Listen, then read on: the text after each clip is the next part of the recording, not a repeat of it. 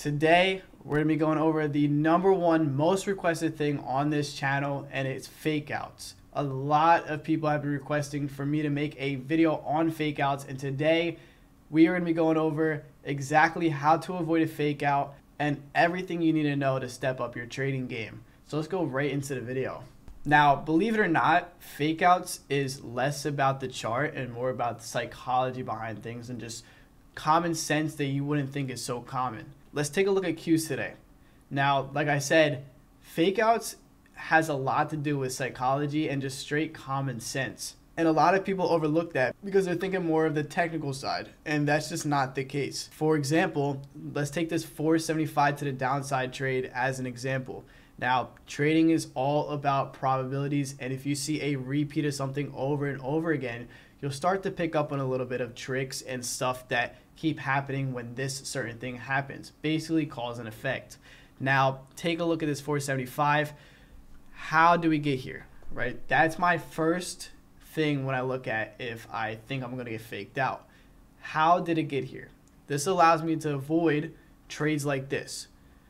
#1, especially on Qs or SPY or anything like that, if we had a $2 move almost from here all the way down to here and we're about to break 475, a $2 move on Qs and SPY is a lot, which means that this is most likely overextended. Now, just because it's overextended does not mean that I wouldn't take something like this. But for this example, and 90% of the trades out there, if it comes down like that, and we look at previous price action as well, look how slow back and forth it is. It might have been different if price action was a little bit cleaner before then, but for as right now, we came down $2 without stopping, and it was super choppy. Those are already 2 red flags. I said in the live call, I need to see it hold 475 and then come down. It would be different if this wick was a low of around 475, right? Look how different this would look. Why? Because it showed that price stopped at 475 and then it's going to go down. You can't just go down like this. People need to take profits. And where are people more likely to take profits at? When we come down 2 whole dollars. The people that were short are going to cover. How do they cover? They buy the opposite side. So they're actually buying to cover their shorts, which makes the stock come up. And that's typically what we see 90% of the time when something has a huge move to one side, especially gapping like that on the Qs.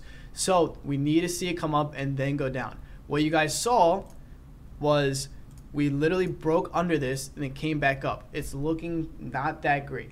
That's how we avoid that fake out, because you would have got stopped out if you broke under that 475 and got in and it came all the way back up there. You're going to lose at least 10-15% like that. So that's how you avoid fake out #1. You wait for it to pull up and then come down. So it's looking at previous price action. Again, psychology based, looking at how it came up or came down, just like that previous example. We came all the way up here, all of these wicks. We came up, came right back down. We came down, came right back up. Very indecisive. If you were going to anticipate, because this is a lot of people get faked out with these anticipations, they don't know how to do it right.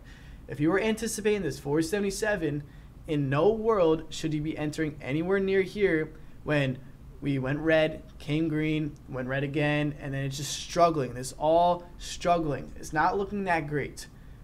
Same thing here. We came down. Previous price action is this clear indication of if you're going to get faked out or not. Everything's about probability. Once we broke this 477 to the upside, look at the difference with price action here. Look how much cleaner this is. And even so, I probably wouldn't even anticipated this, and I would have got in on that 477 break. Because just looking at this previous price action, it could have faked people out a lot of times. But if you look previous to the beginning of the day, you guys could see something right here where we broke that 477 that came back down. So I would at least need to see it break above this high of this candle right there for me to anticipate it. So above the 90s. So no one should be anticipating anywhere until the 90s.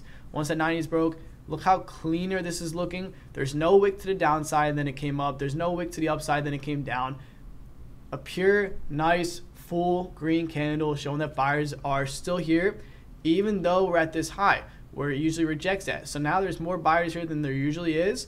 And you could also back that up with the time of sales. But just to keep it simple, there's more buyers here than there was before. And then we just continue to keep coming up. Once we broke the 90s, you could have anticipated that. But in no other way should you anticipate it anywhere over here.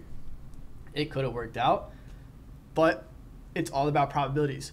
90% of the time, it didn't work out. That's exactly what you saw. 90% of the time, it doesn't work out. That 10%, it could have came up. But you cannot change your plan because of an exception. Just because it came up this one time, but 9 out of the other 10 times it didn't, don't change your plan because of that. Now, same thing here on Tesla. I was looking at this 235 today. We came up from 232 all the way to 234.5. That's about a $2.50 move. Seeing the previous price action, what could we see about the price action? Back and forth, broke under, broke above. It's just very slow, and then we start picking up out of nowhere. Now, we came up $2.50 out of nowhere. We need to see a pullback right here. Nice pullback. It could have came at most probably halfway of this candle or retesting this previous high day. But once it broke under that, it's just a dead play. You have to wait for it to come back up and retest at 235. If it came down and then went, that's a great setup because people already took the profits and we could tell if it's actual sellers there or people just selling their previous position when we went up $2.50. People taking profits, then continuation. Because they got to take profits and they always take profits on a huge move like that. Huge move like this, boom, people take profits. So it's the same thing that's going on here, which is why we wait for this pullback and then go. It'd be different if we had a level right around here. For example, 233. If we had a level here at 233, came down, nice move. This is about $1 or less, right? 80 cents. That's where I'd be able to get in once we see that momentum. But not after $2.50. We need to see that pullback, and especially based on previous price action. Look how slow and back and forth it was. It wasn't picking a direction, and it's just going to pick a direction out of nowhere. This is where that common sense kind of comes in, where it's like, if it wasn't able to pick a direction and then now it picks the direction and now it literally ran $3, it got to pull back. And once it pulls back and then goes, that's when you'll be able to get in. If it doesn't do that, then you don't get in. And look at this. Pulled back, never saw 235 again. So that's just a quick video on just the psychology behind fake outs, and hopefully will help your trades even better because I know a lot of people that get faked out a ton.